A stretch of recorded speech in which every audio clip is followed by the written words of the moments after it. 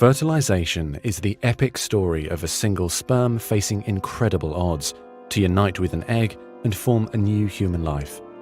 It is the story of all of us.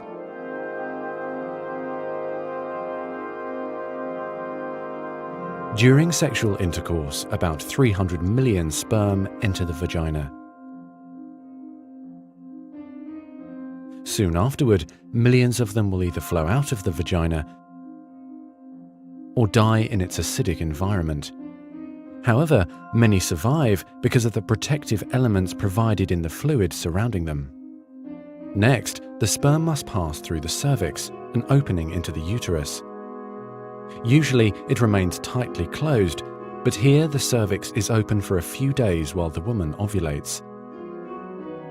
The sperm swim through the cervical mucus, which is thinned to a more watery consistency for easier passage.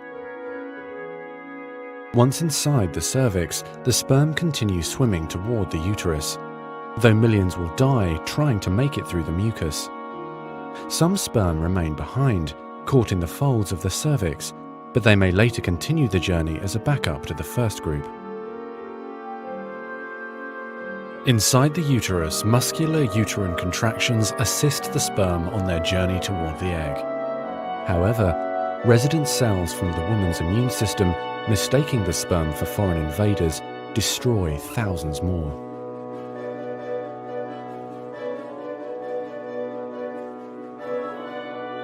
Next, half the sperm head for the empty fallopian tube, while the other half swim toward the tube containing the unfertilized egg. Now, only a few thousand remain.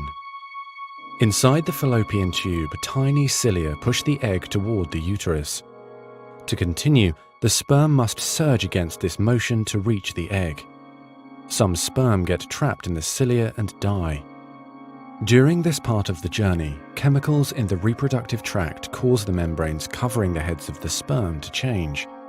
As a result, the sperm become hyperactive, swimming harder and faster toward their destination. At long last, the sperm reach the egg. Only a few dozen of the original 300 million sperm remain.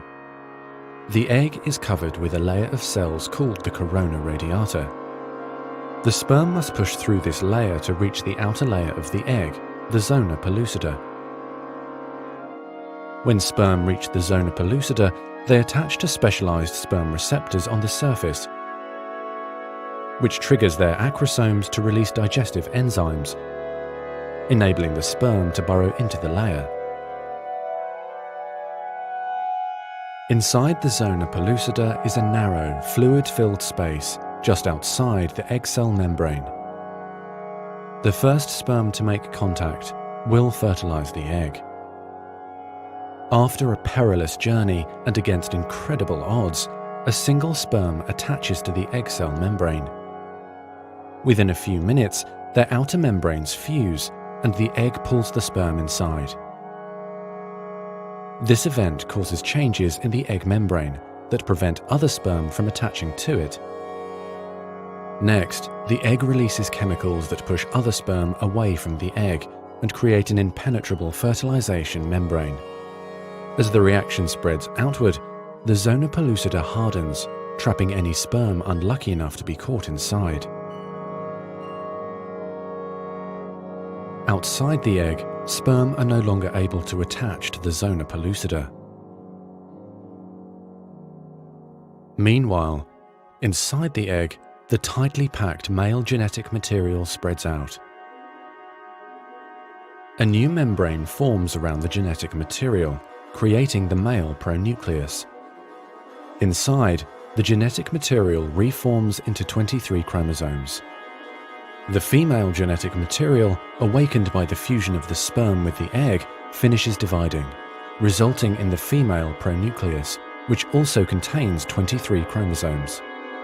As the male and female pronuclei form, spiderweb-like threads, called microtubules, pull them toward each other. The two sets of chromosomes join together, completing the process of fertilization. At this moment, a unique genetic code arises, instantly determining gender, hair color, eye color, and hundreds of other characteristics. This new single cell, the zygote, is the beginning of a new human being. And now the cilia in the fallopian tube gently sweep the zygote toward the uterus, where he or she will implant in the rich uterine lining, growing and maturing for the next 9 months until ready for birth.